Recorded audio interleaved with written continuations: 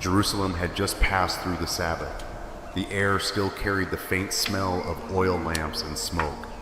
No loud laughter. No one wanted to speak the name Jesus, the name that had thrown the entire city into turmoil just days before.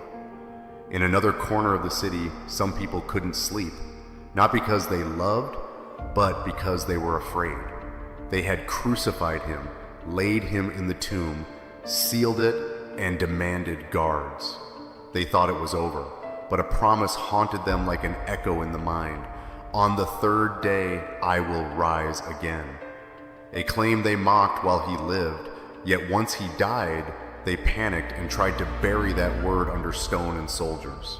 And outside those calculations, 3 women walked quietly through the mist. Mary Magdalene, Mary the mother of James, and Salome carried spices. Their small jars tapped softly against each other, thin, fragile sounds, like their hearts in that moment. The warm, sharp scent of ointment mixed with the cold morning air, a scent with a very specific meaning, the scent of loyalty when hope is gone. They weren't looking for glory.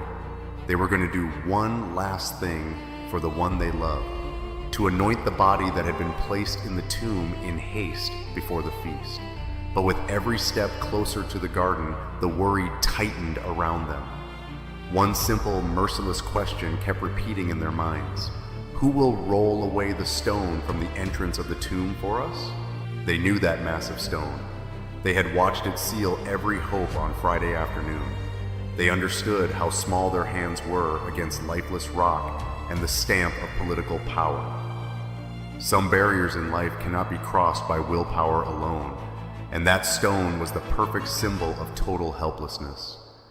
And yet, just as the first light cut across the sky and pushed back the cold fog, they lifted their eyes and froze. The enormous stone had already been rolled away, not by human strength, not by negotiation, but by a power that shattered every rule of death. The tomb stood open not to welcome the dead in, but to prove that life had already walked out in victory.